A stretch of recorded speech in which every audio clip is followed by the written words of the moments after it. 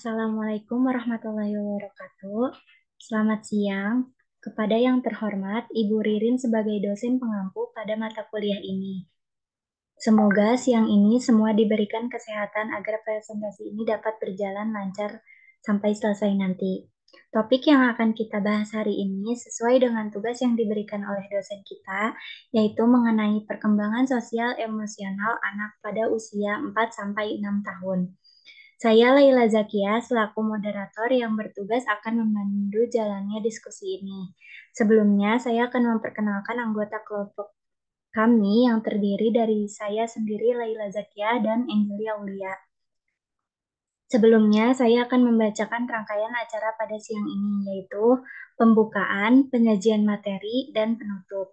Acara yang pertama adalah pembukaan yang diawali dengan Bismillah. Bismillahirrahmanirrahim. Dan selanjutnya adalah penyajian materi sebagai inti acara. Untuk itu, saya memberi kesempatan kepada penyaji untuk mempresentasikan hasil diskusi.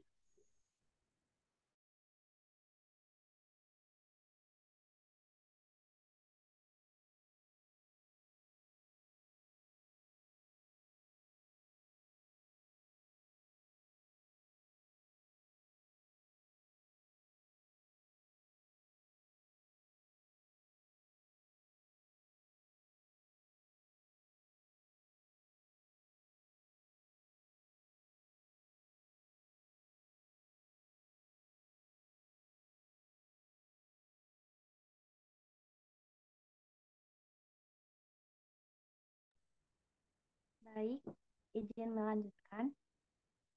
Perkembangan sosial emosional anak pada usia 4-6 tahun. Boleh di next?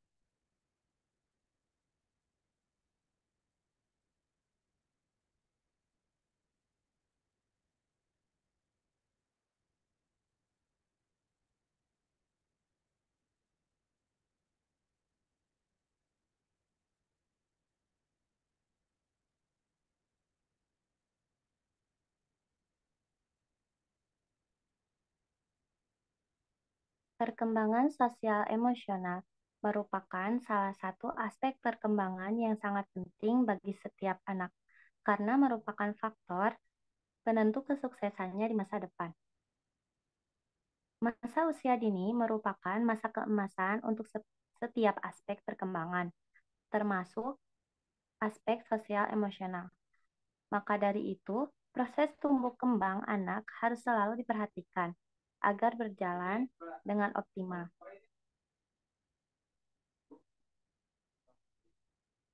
Meski sosial dan emosional adalah dua kata yang memiliki makna yang berbeda, tetapi sebenarnya aspek sosial emosional ini tidak dapat dipisahkan.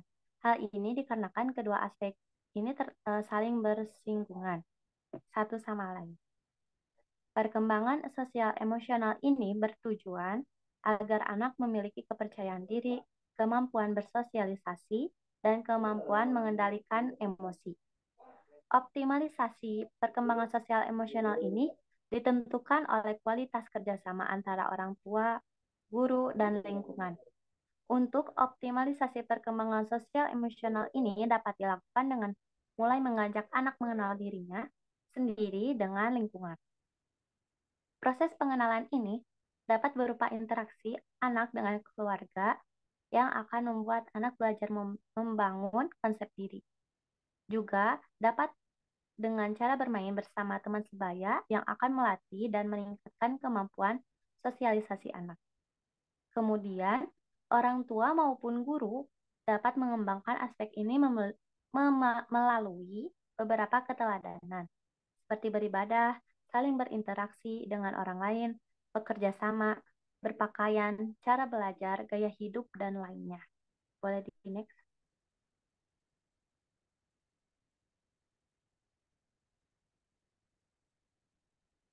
Karakteristik perkembangan sosial emosional pada anak usia 4-6 tahun.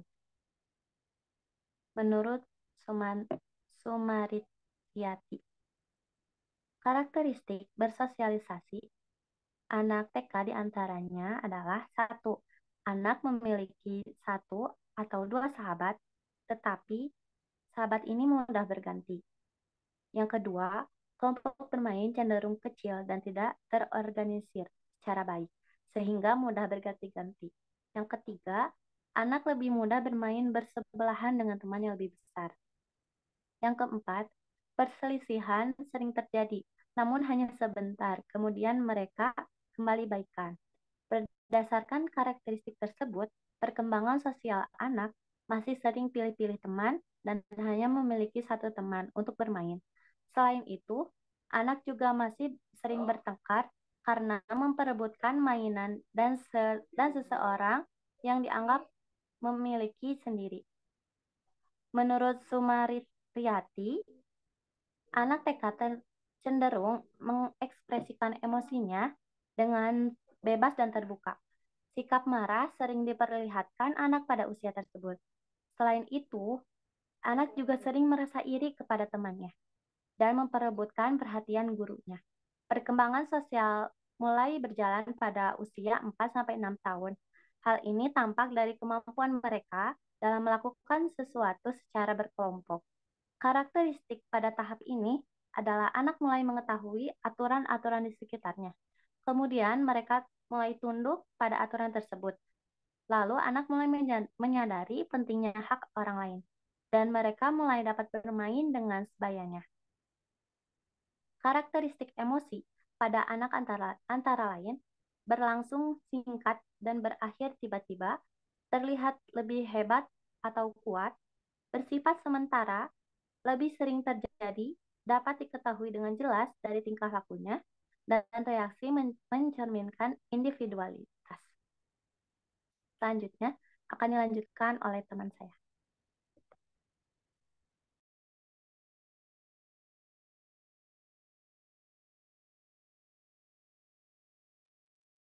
Selanjutnya itu ada kegiatan pembelajaran sesuai untuk mengembangkan aspek sosial emosional pada anak usia 4-6 tahun.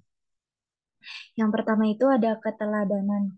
Pembelajaran dengan melalui keteladanan adalah pembelajaran melalui contoh-contoh yang baik, dapat diterima oleh masyarakat, dan sesuai dengan standar dan sistem nilai yang berlaku.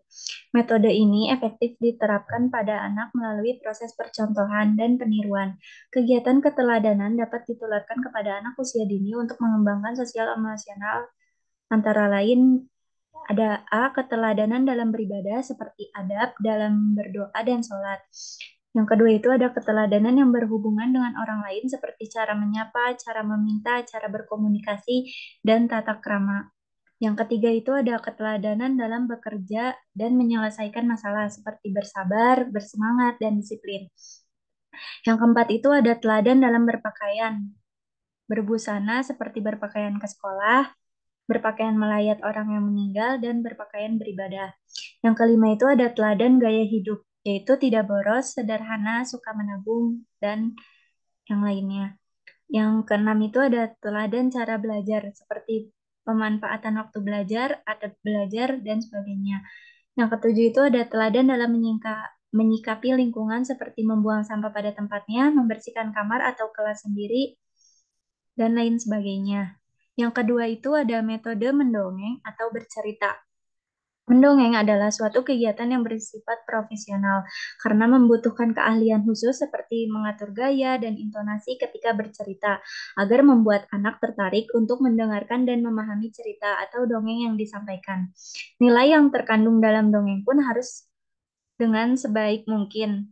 Baru setelah selesai mendongeng pendidik menjelaskan nilai tersebut, cerita yang disampaikan dengan baik akan mampu mengajak anak memasuki sebuah dunia baru dan membuat membangkitkan kehidupan yang baru dan menambah nilai seni anak.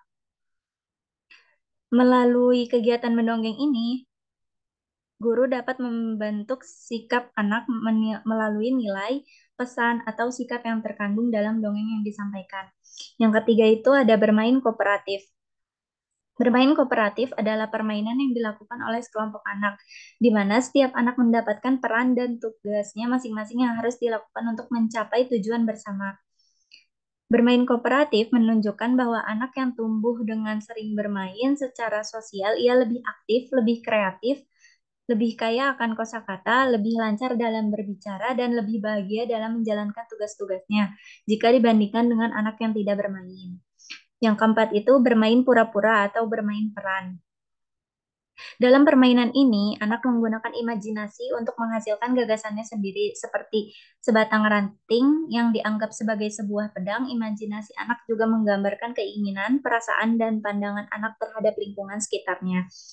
Yang terakhir itu ada outbound. Outbound merupakan suatu kegiatan bermain yang dilakukan di alam terbuka dengan berdasarkan prinsip experiential learning, yaitu belajar melalui pengalaman langsung yang bersifat kreatif, edukatif, serta rekreatif, dan petualangan dijadikan sebagai media penyimpanan materi dengan anak dilibatkan dalam seluruh kegiatan yang dilakukan melalui kegiatan ini.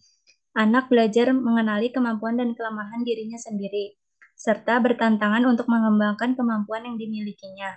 Jenis permainan outbound yang dapat dipilih diantaranya adalah permainan halang rintang, estafet tongkat, dan moving water. Sebelum mengakhiri diskusi kali ini, izinkan saya membacakan kesimpulan.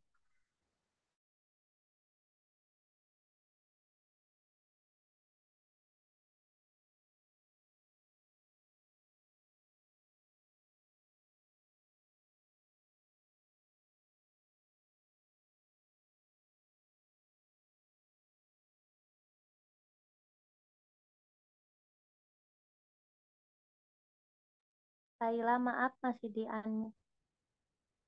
mute.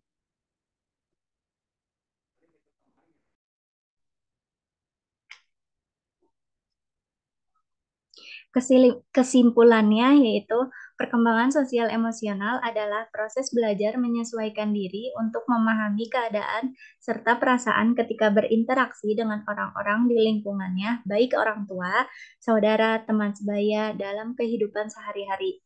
Perkembangan sosial emosional erat kaitannya dengan interaksi, baik dengan sesama atau benda-benda lainnya. Jika interaksinya tidak baik, maka pertumbuhan dan perkembangan anak menjadi tidak optimal. Resiliensi adalah kemampuan individu dalam mengatasi tantangan hidup serta mempertahankan kesehatan dan energi yang baik sehingga dapat melanjutkan hidup secara sehat. Resiliensi anak adalah proses pendampingan oleh pendidik untuk mempersiapkan anak usia dini agar mampu menghadapi kerentanan dan tantangan, terhindar dari kemunduran sehingga sukses dalam segala bidang kehidupan di masa depan. Perkembangan sosial anak masih sering pilih-pilih teman dan hanya memiliki salah satu teman untuk bermain. Selain itu, anak juga masih sering bertengkar karena memperebutkan mainan dan seseorang yang dianggap miliknya sendiri.